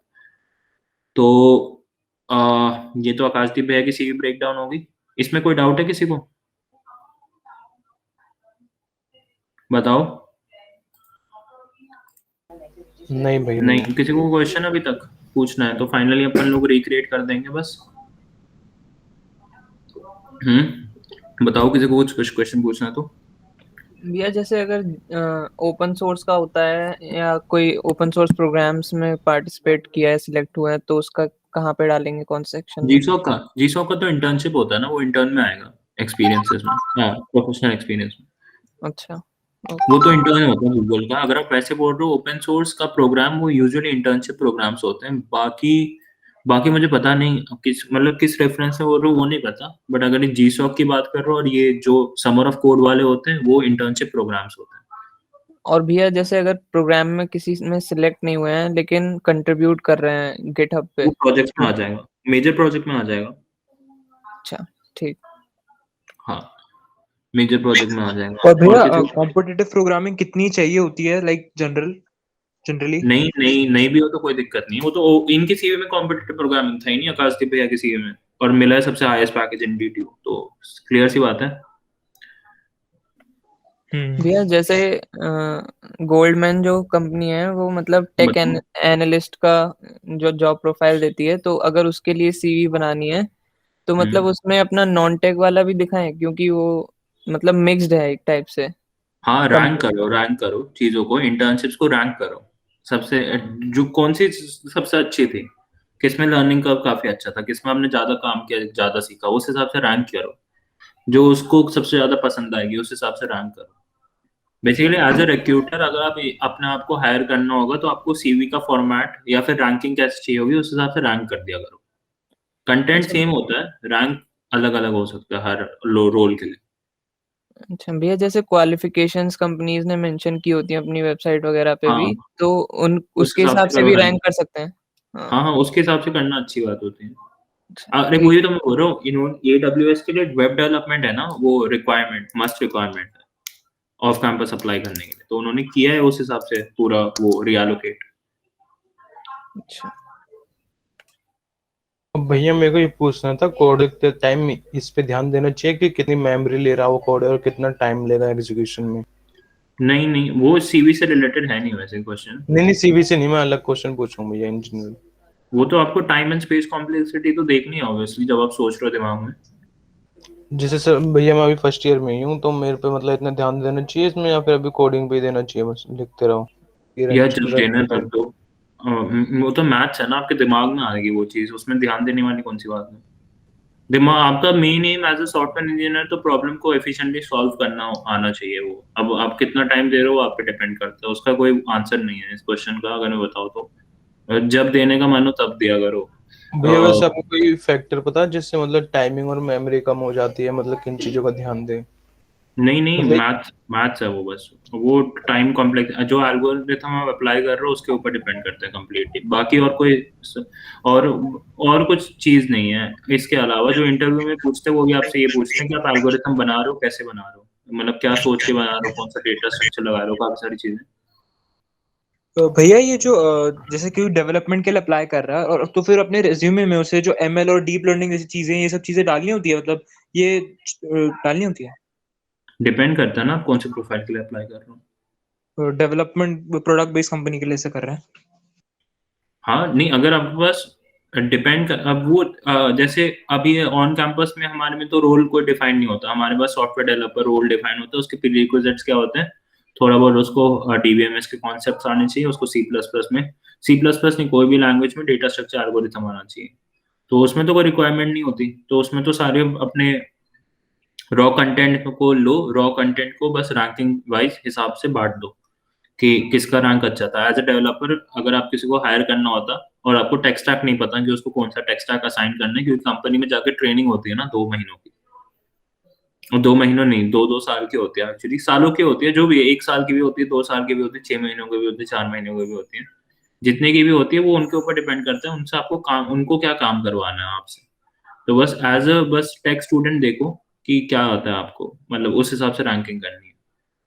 और जैसे कोई इलेक्ट्रिकल में है तो इलेक्ट्रिकल कॉम्पिटिशन या कोई इलेक्ट्रिकल में रिसर्च बेस्ड को इंटर्नशिप करिए तो वो सब भी ऐड करना होता है? हाँ कर सकते हो बिल्कुल, रैंकिंग कम होगी बट उसके हिसाब से रैंकिंग कम होगी उसकी थोड़ी as compare to tech internship किया आपने तो। भैया अच्छा नेटवर्क मार्केटिंग का जो आपने दिखाया था अपना एक्सपीरियंस, वो नॉन टेक में आएगा ना काम? नॉन टेक में आएगा, अच्छा, अभी एक क्वेश्चन है कि जैसे अगर मैं टेक चाहता में हूँ। भी आएगा। मैं वही तो बोल रहा हूँ, रैंकिंग पे डिपेंड करता है सब, कितना स्पेस है आपकी सीवी में, कितनी रैंकिंग, और किसके लिए कौन से रोल के लिए अप्लाई कर रहा हूँ। काम दोनों में आएगा, टेक और नॉन टेक में। अच्छा, अब भैया जैसे अगर मैं अपनी डेवलपमेंट प्रोफाइल बनाना चाहता हूँ, मतलब तो मैंने उसमें प्रोजेक्ट्स भी कर लिए मेजर काफ़ी, और मैं आईओटी में भी एक मैंने माइनर प्रोजेक्ट करा हुआ है, तो उसको भी हम्म। डालना चाहिए, मतलब उससे फ़ायदा होगा? हाँ अरे वही तो मैं बता रहा हूँ तब से, एक बात सुनो, सब कुछ डालना है, रैंकिंग पे डिपेंड करता है और कौन से प्रोफाइल पे अप्लाई करता है उस पर डिपेंड करता है बस। अच्छा, ठीक ठीक। रैंकिंग क्या, कौन से प्रोजेक्ट्स आपने किए हैं, कौन से उसमें से अच्छे हैं, ठीक है, ये चीज सोचना मुश्किल होगा, बट अगेन सबसे पहली चीज क्या आती है, रॉ कंटेंट वाला वो बनाना है, ठीक है, उसमें सारी चीजें लिस्ट करनी है, फिर देखना है मैं कौन से रोल के लिए अप्लाई कर रहा हूँ। एज अ रिक्रूटर अगर 1 पेज का सीवी होता है या 2 पेज का, तो मैं कौन सी चीजें डालूंगा, कौन सी चीजें नहीं डालूंगा, हर चीज नहीं डालनी है कि अपने दिमाग में रख दो, ठीक है, हर चीज तब डालनी है जब आपके पास चीजें कम हो, ठीक है। एक एक तरीके से वैसा है, आपके पास 50 सेब है और उनमें से आपको 10 सेब लेने हैं, जो आप दुकान में क्या करते हो, दुकान में तो 50 सेब पड़े रहते हैं ना, फिर आप अपनी वो बास्केट ले जाते हो, उसमें से 10 अच्छे सेलेक्ट करते हो, वही चीज तो करनी है यहाँ पे। आपके पास रॉ कंटेंट खूब सारा पड़ा हुआ है, उसमें से आपको 10 चीजें सेलेक्ट करनी है, फिर वो तो चुन चुन के सिलेक्ट करो, कौन से कब कौन से चीज के लिए ले रहे हो, वो सारी चीजें देखो। और भैया मेरे को ये पूछना था, जैसे अगर मैं कॉम्पिटिटिव प्रोग्रामिंग करनी है और वेब डेवलपमेंट भी करनी है तो दोनों एक साथ हो सकते हैं, मतलब फोर्थ ईयर अरे तक यार एक बार में कुछ भी एक हो बार सकता है, मैं तो बता ही रहा हूँ। वो उसका वो सारे क्वेश्चंस है नहीं ना, वो तो कुछ भी हो सकता है, वो तो आज से कर लो। मतलब मैं ये पूछ रहा हूँ कि फोर्थ ईयर तक अगर मैं जैसे स्टार्ट करूंगा भी कॉम्पिटिटिव प्रोग्रामिंग, तो 4 साल में सीधा कॉम्पिटिटिव ही फोर्थ ईयर करूँ या तक क्यों फिर स्टार्ट कर रहा हूँ? नहीं नहीं, अभी स्टार्ट तो मैंने कर दिया, मैं कह रहा हूँ फोर्थ ईयर तक मैं देखूँ तो दोनों में परफेक्शन हो जाएगी या एक में ही हो पाएगी? फर्स्ट ईयर में हूँ अभी तो। ये परफेक्शन 6 महीने में हो जाती है चीजों में। ओके भैया, ये थैंक दिमाग दिमाग में चीजें डाल कौन रहा है? एक एक साल लगता है, 2 2 साल लगता है, यू। एक एक महीने लगते हैं, 10 10 दिन लगते हैं यार। मैंने कितनी कोडिंग की होगी? अप्रैल मई जून जुलाई, बस। माइक्रोसॉफ्ट साथ में, उसके साथ में कंपनी थी, हमारी कंपनी की वर्थ है 15 लाख को 10% 1.5 CR। 4 6 महीने लगते, 10 10 20 20 दिन लगते हैं यार। क्या बात कर रहा हूँ, इतना ज्यादा हवा पता नहीं किसने बनाया होगा। इसलिए मुझे पता पसंद नहीं है काफी सारे कॉलेजेस के बच्चे। तो मतलब एज एन तुम नहीं, फर्स्ट सेकंड ईयर के, तो थर्ड फोर्थ ईयर के हैं, जब मतलब उनको टाइम लगा, इसका मतलब ये नहीं है तुम्हें टाइम लगेगा। तुम उनसे अच्छे भी तो हो सकते हो, वो बात लोग मेंशन करना भूल जाते हैं। कोई जनरल एडवाइस नहीं है लाइफ में, एंड इसके ऊपर हम वेबिनार भी करने वाले हैं, ठीक है? कोई जनरल एडवाइस नहीं है। तुम्हें 6 महीने में क्या बता, तुम काफी अच्छे हो जाओ कॉम्पिटेटिव प्रोग्राम में। और भैया जैसे मैंने अभी सी कर ली और सी प्लस प्लस कर रहा हूँ, पर हमारी मैम ने सी के बाद सीधा पाइथन स्टार्ट करा दी, तो मैं पहले सी प्लस प्लस में कम्पिटिटिव प्रोग्रामिंग करूँ या फिर पाइथन ही करूँ कॉलेज के हिसाब से? यार मैं तो कहूँगा C++ उसमें करो, बाकी अपनी मर्जी है। ओके भैया, थैंक यू। C++ इसलिए क्योंकि वो उनको C++ में ज्यादा तुम्हारे उनको लैंग्वेज से मतलब नहीं है वैसे, इंटर्नशिप वालों को, बट C++ ज्यादा बेटर है। उसमें डेटा टाइप्स और डेटा स्ट्रक्चर्स खुद बनाने पड़ते हैं, काफी सारी चीजें खुद करनी पड़ती है।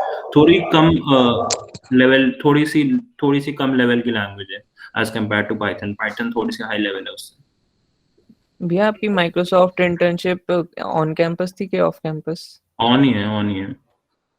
अच्छा भैया, उसकी सीवी दिखा दो जो आपने उसमें लगाई थी। दिखाई थी मैंने अभी, कौन सी वाली थी? लास्ट वाली, ये ऑन प्लेसमेंट, अच्छा ये रही। अच्छा अच्छा, ठीक ठीक। ठीक है, ये लास्ट में ये भी दिखाई थी, ये मैंने डाली थी। और किसी को कुछ पूछना है या फिर मैं फाइनली इसके रिक्रिएशन पे मूव करता हूँ? उस पे अराउंड 10 मिनट्स का रखेंगे and then we will end it up. भैया एक क्वेश्चन पूछना था, जैसे कि हमने वेब डेवलपमेंट करी है और उसमें कोई प्रोजेक्ट्स करे हैं, माइनर प्रोजेक्ट्स ही हैं भले, तो उन प्रोजेक्ट्स को भी ऐड कर सकते हैं सीवी में? हाँ, अगेन मैं ये तो आंसर बोल रहा हूँ। सबसे पहले सब कुछ रखो, अपना रॉ कंटेंट बनाना, ठीक है? सबसे पहला काम क्या है? रॉ कंटेंट बनाना। कुछ मत सोचो, उसमें डिस्क्रिमिनेशन नहीं होना चाहिए अगेन। नहीं मतलब जैसे कोई एंड देन प्रोजेक्ट, जैसे कि कोई प्रोजेक्ट या मतलब इंटरव्यू में बोले कि ये प्रोजेक्ट जो है ऑलरेडी एग्जिस्टेंस में है, तो ऐसा कोई क्वेश्चन अराइज नहीं होता ना? ऐसा तो हर प्रोजेक्ट होता है यार, कहीं ना कहीं, except for hmm. Research paper. नहीं तो जैसे कोई बड़ा प्रोजेक्ट बना है, जैसे कि अमेजोन क्लोन हो गया है, फेसबुक क्लोन हो गया, तो ऐसे प्रोजेक्ट्स को हम ऐड कर सकते हैं अपने प्रोजेक्ट सीवी में? हाँ हाँ, वो क्वेश्चन पूछेगा यार उससे। ठीक है तो भैया। वो सारी चीजें आपको आनी चाहिए बस। मतलब वो डिपेंड नहीं करता ना, वो तो रैंक पे डिपेंड करता है। अगेन आपको जो रैंक लगती है प्रोजेक्ट का, आपको खुद पता चल जाएगी, हाँ मैंने इतना काम किया था, मेजर में आना चाहिए। ठीक है भैया। वो उससे भी पता चलेगा जो आप कंटेंट वहां पे लिख रहे हो, ये तो उसी बेसिस में लिख रहे हो ना कि आपने काम क्या किया है, कैसे किया है, और को क्या कॉन्सेप्ट लगाया है, तो उसी से पता चल जाएगा कि आपने क्या किया है। ये पता ही चल रहा है ये माइनर प्रोजेक्ट है, एक एक लाइन की चीजें आ रही है, पता ही चल रहा है क्या रैंकिंग होनी चाहिए। इसकी रैंकिंग ऊपर क्यों है? क्योंकि इसमें ज्यादा काम किया गया है जितना मुझे लग रहा है एज कम्पेयर टू टेस्ट, तो इसलिए इसकी रैंकिंग नीचे डाली हुई है। इस इंटर्नशिप की ज्यादा वैल्यू क्यों है? क्योंकि ऑलवेज इसमें ज्यादा काम किया हो गया जितना मुझे लग रहा है, और जितना मैंने कंटेंट लिखा है इसकी कम काम किया गया है, इसको नीचे रखा हो। तो रैंकिंग आइडेंटिफाई वाली चीज आपको खुद पता चल जाएगी जब आप सीवी बना रहे होगे, और सारी चीजें मेंशन कुछ भी कर सकते हो। अगेन जो भी आपने रॉ कंटेंट में मेंशन किया है ना, वो आप सीवी में मेंशन कर सकते हो। अगर आपका ये क्वेश्चन है तो ये सभी सुन लो, बेकार में अपने पर्सनल क्वेश्चंस पूछ रहे हो। सिंपल सी यही है, जो भी चीज आपने रॉ कंटेंट में लिखा हुआ है वो सारी चीजें डाल सकते हो, ठीक है? रैंक करना है ढंग से, बस ये वाली दिमाग में रखो चीज। इसका मैं भी दिखा देता हूँ कहाँ पे, अभी उसका सीवी खोला हुआ ना मैंने। देखो अब, ये वाली चीज कहाँ पे आएगी? सबसे पहले सेक्शंस बताओ मुझे, किसको सेक्शन से आता है? Experience, academics, academic experience, contact details आ गया, ठीक है। एंड कॉन्टैक्ट डिटेल्स के बाद आया का एकेडमिक क्वालिफिकेशन। ये रॉ कंटेंट बना रहे हैं हम, सीवी नहीं बना रहे। सीवी जब बनाओगे वो डिपेंड करता है फॉर्मेट क्या लिया है, काफी सारी चीजों पर डिपेंड करता है। रॉ कंटेंट मेन फोकस होना चाहिए आपका। एकेडमिक एक्सपीरियंस इसके बाद, ठीक है। इसके बाद पब्लिकेशंस या फिर इनकी भी रैंकिंग चेंज कर सकते हो, जैसे मैंने बताया था ना। बट कौन से सेक्शंस होने चाहिए रॉ कंटेंट में? Publications, professional experience, projects, academic projects या प्रोजेक्ट्स जो भी बोलना। अचीवमेंट्स में ट्रेनिंग्स, LOR आ गया अचीवमेंट में, और क्या आ गया? हैकाथॉन आ गया, वो और कुछ और क्या था? CP, और इसके अलावा जो भी अचीवमेंट्स होते हैं। और अचीवमेंट्स के बाद ट्रेनिंग एंड सर्टिफिकेशंस। इसके अलावा डिपेंड करता है वो CV के फॉर्मेट पे, हॉबीज डाल सकते हो। हॉबीज के अलावा कुछ होते नहीं, मैं तो नहीं बोलूंगा यार डालने, बेकार की चीजें। बस इतनी काफी। ठीक, कॉन्टैक्ट डिटेल्स तो आगे इसके के अब क्लास 10th 11th का डाल दिया। अगर स्पेस कम है तो 10th का डाल देना। इनफैक्ट 12th स्पेस कम है तो खाली कॉलेज का डालो, 10th 12th दोनों ही छोड़ दो। बाकी 12th का डाल सकते हो, 12th का डालना चाहिए। Anyways academic experience, academic qualifications डाल देना। मैं डायरेक्टली आता हूँ प्रोफेशनल एक्सपीरियंस में, ठीक है। प्रोफेशनल एक्सपीरियंस में आते बताओ। ये प्रोफेशनल एक्सपीरियंस में नहीं आ रहा, ट्रेनिंग एंड सर्टिफिकेशंस में ज्यादा बेटर रहेगा, ठीक है। ट्रेनिंग एंड सर्टिफिकेशन का पोजीशन ऊपर कर सकते हो, ऐसा कर सकते हो पहले प्रोफेशनल एक्सपीरियंस लिखा, फिर ट्रेनिंग सर्टिफिकेशंस लिखा, फिर प्रोजेक्ट्स लिखा। क्योंकि अगर आपको लगता है ट्रेनिंग सर्टिफिकेशंस में आपने ज्यादा अच्छी चीज की तो ठीक है, बट ये आएगा जनरली ट्रेनिंग एंड सर्टिफिकेशंस में, ठीक है। और अगर आपके पास प्रोफेशनल एक्सपीरियंस कुछ नहीं है, मतलब आपको ये चीज खाली लग रही है, तो इसको यहाँ से हटा के जब आप फाइनल CV बनाओगे ना, फाइनल CV, तब उसको प्रोफेशनल एक्सपीरियंस में लिख सकते हो। क्योंकि अगर आपको प्रोफेशनल एक्सपीरियंस खाली होगा तो अच्छा नहीं लगेगा।